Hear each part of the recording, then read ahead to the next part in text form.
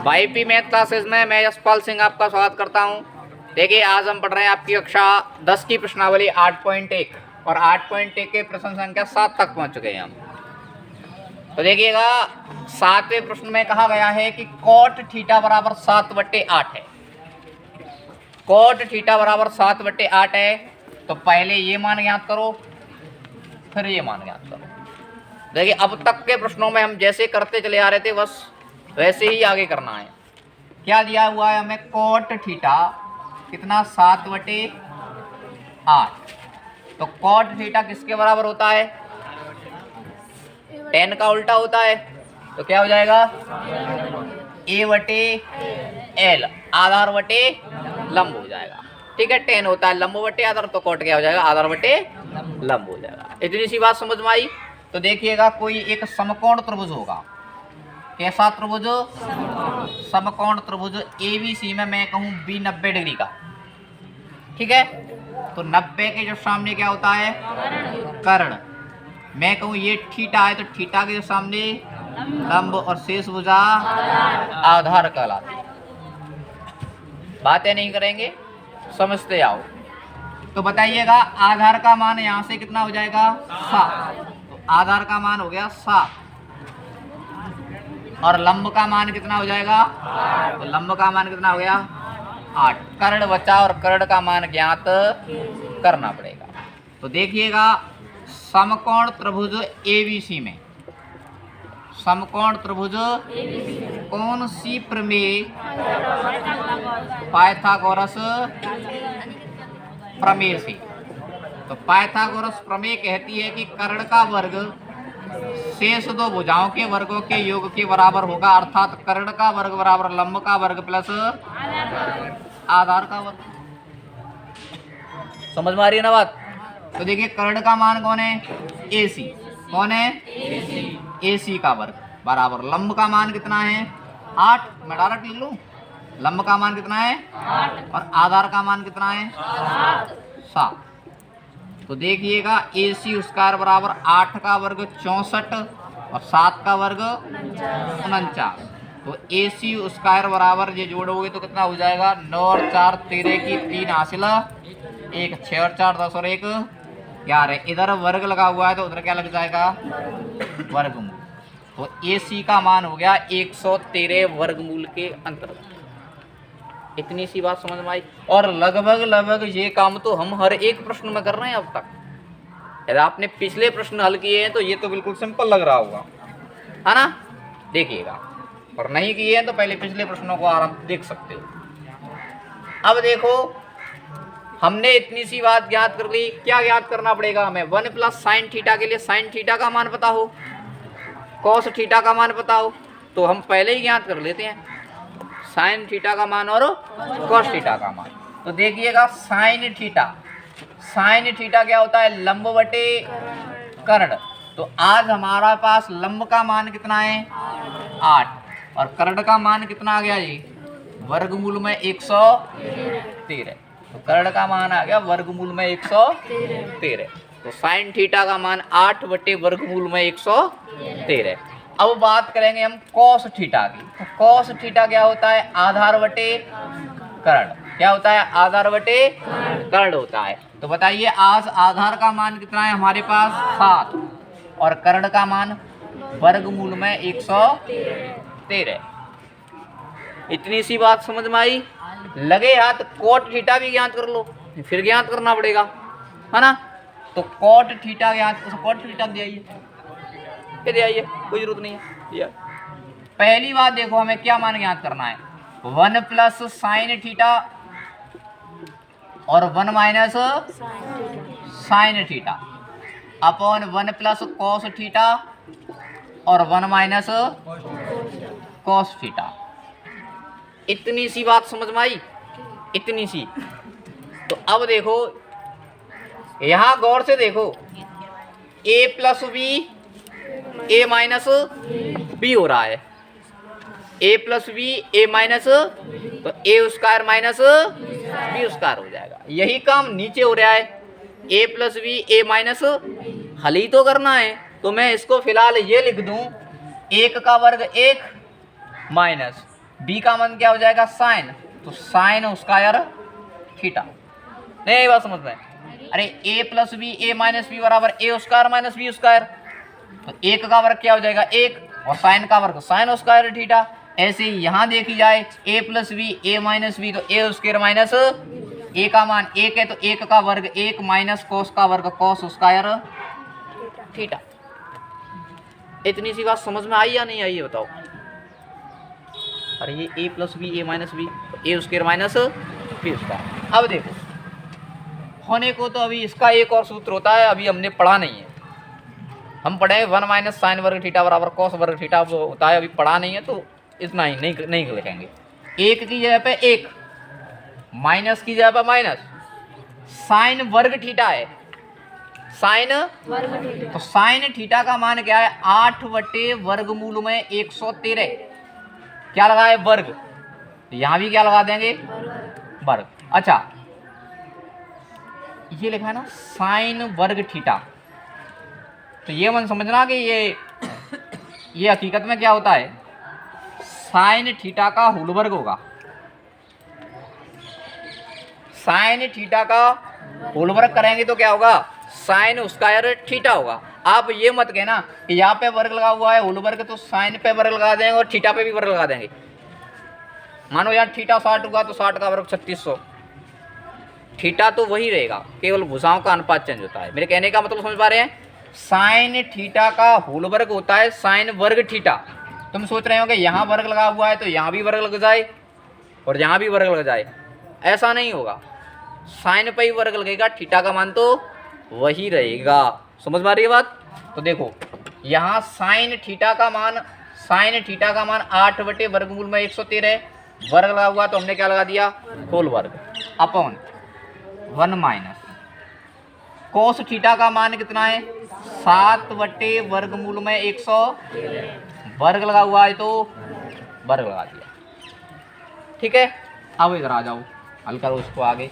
1 minus वर्ग करेंगे तो 8 का वर्ग 64, और ये होल है तो ऊपर भी वर्ग होगा और नीचे भी वर्ग होगा।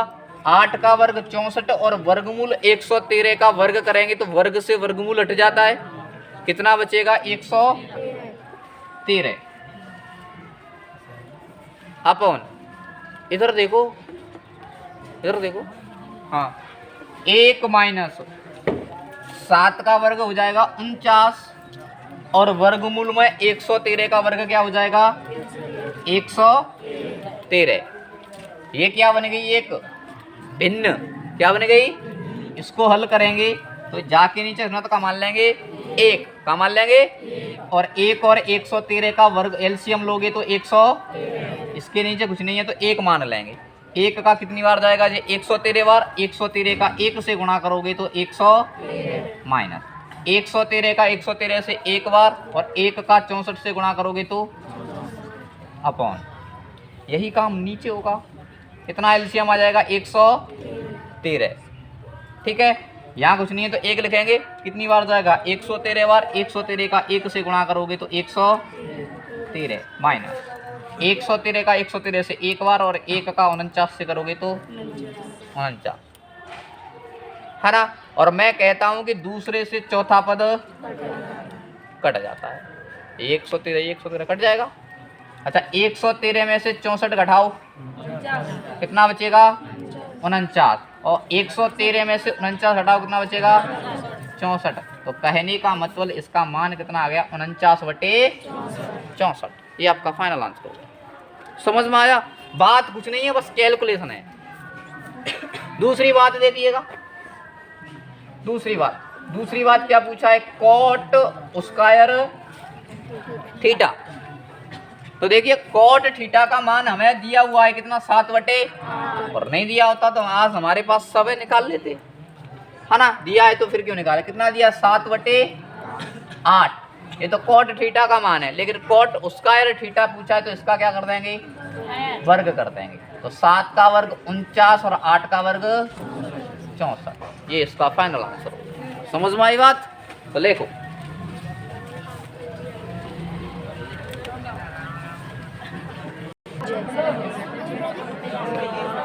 हाँ बात नहीं करेंगे। देखिए 8वें प्रश्न में कहा गया है कि 3 कोटे बराबर 4, 3 कोटे बराबर 4। तो जांच कीजिएगा ये बात सही है यानी ये है ना। तो देखिए हमें क्या दिया है, 3 कोटे बराबर 4।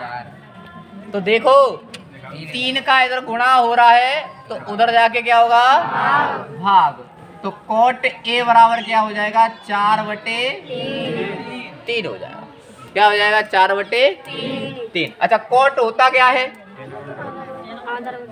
10 का उल्टा, तो यानी कि आधार बटे लंब। हर एक प्रश्न में कर रहे हैं ये काम, यहां भी करना पड़ेगा कि कोई एक त्रिभुज होगा ABC, जिसका मैंने कह दिया कोण C समकोण है, और मैं थीटा यहाँ लूं तो थीटा के जो सामने लंब और 90 के जो सामने कर्ण और शेष भुजा आधार। तो देखिएगा इधर देखो, देखो इधर आधार का मान कितना है, 4। पूर्ण लंब का मान कितना है, 3। तो कर्ण का मान ज्ञात करना पड़ेगा। तो समकोण त्रिभुज ABC में, समकोण त्रिभुज ABC में कौन सी प्रमेय, अच्छा थेल्स प्रमेय वाला कौन है लड़का ये, आवाज पाइथागोरस प्रमेय से। पाइथागोरस प्रमेय क्या कहती है कि कर्ण का वर्ग बराबर होगा लंब का वर्ग प्लस आधार का वर्ग। कर्ण का मान कौन है, AC, तो AC स्क्वायर बराबर लंब का मान कौन है, 3 का वर्ग, और आधार का मान कौन है, 4। शाबाश। AC स्क्वायर बराबर 3 का वर्ग 9 और 4 का वर्ग 16, और AC स्क्वायर बराबर 9 और 16 25। इसका वर्गमूल ज्ञात करोगे तो कितना आ जाएगा, 5। तो AC का मान कितना आ गया, 5 आ गया। इधर देखो, हाँ अब देखो क्या ज्ञात करना पड़ेगा, साइन कोस टेन, इनके मान की आवश्यकता होगी तो पहले ही ज्ञात कर लो। देखो साइन ए ज्ञात करेंगे हम तो क्या होता है, लंब बटे कर्ण। तो लंब का मान कौन है, 3, और कर्ण का मान कौन है, 5। तो क्या हो जाएगा, 3/5। और फिर कॉस ए ज्ञात करेंगे। सॉरी 1 मिनट, कुछ गड़बड़ हो रही है या, हाँ गड़बड़ नहीं, गड़बड़ ज्यादा सी होगी मुझे ऐसा लग रहा है। अरे रुको तो सही, अरे समझो तो सही। इधर क्या कहा है, कॉट ए, थीटा का मान कौन है, ए है, हमने यहाँ सी पर ले लिया है ना, तो कोई दिक्कत नहीं। ए अरे इधर देखो बात कुछ नहीं है, देखो यहाँ ए होगा तो बस लंब यहाँ हो जाएगा और आधार क्या हो जाएगा यहाँ। बाकी ये तो यह नाम आने वाला है, लंब का मान कितना है, यहाँ से बदल जाएगा, सब स्थिति बदल जाएगी। ए का मान कितना हो जाएगा, 4 हो जाएगा। ए का मान कौन हो जाएगा, 4। सॉरी अरे ए का मान 4 हो जाएगा और लंब का मान क्या हो जाएगा। कोई दिक्कत ना है, थोड़ी सी गलती होगी तो मैं क्या करूँगा अब। तो ये तो मान तो यही आने वाला है ना। यहाँ देखो यहाँ बदल जाएगा, लंब का मान कौन है बोलो, 3। कौन है, 3, और कर्ण का मान कौन है, 5। वो सही था, वो चित्र में गलत था, उत्तर तो नहीं आना ना, क्योंकि यहाँ इसके हिसाब से लिया तो वही इसके हिसाब से आएगा। कॉस ए ज्ञात करेंगे तो आधार बटे कर्ण। आधार का मान कितना है, 4, और कर्ण का मान कितना है, 5। तो साइन कॉस टेन की और आवश्यकता होगी। तो टेन ए क्या होगा, लंब बटे आधार। तो लंब का मान कौन है, 3, और आधार का मान कौन है, 4। अब देखो ये बात हमें सिद्ध करनी थी या ये इस बात की जांच करनी थी, तो हमें क्या लेना होगा, LHS। क्या लेना होगा, LHS। LHS लेना होगा तो 1 माइनस के tan स्क्वायर ए अपॉन 1 प्लस tan स्क्वायर के ए। इसको हल करें और मान ज्ञात करें, कितना मिलेगा? 1 माइनस tan ए का मान कितना है? 3/4 का वर्ग अपॉन 1 प्लस tan ए का मान कितना है? 3/4 का वर्ग। और देखो 1 माइनस 3 का वर्ग 9, 4 का वर्ग अपॉन 1 प्लस 3 का वर्ग 9 और 4 का वर्ग। इसको हल करें तो यहाँ एलसीएम कितना आ जाएगा? 16। तुम समझ लो, पहले बाद में लिख लेना, कोई दिक्कत नहीं है। कितना आ जाएगा? 16। इसके नीचे इसमें तो क्या लिखेंगे? 1। कितनी बार जाएगा ये? 16 बार। 16 एकम माइनस 16 एकम 16, एक बार 1 का 9 से करोगे तो 9। यहाँ भी 16 एलसीएम आ जाएगा। इसके नीचे कुछ नहीं तो 1 मानेंगे। 16 बार 16 एकम 16, 16 से 16 एक बार 1 का 9 से करोगे तो 9। दूसरे से चौथा पद कट जाएगा। 16 में से 9 जाएगा तो कितना बचेगा?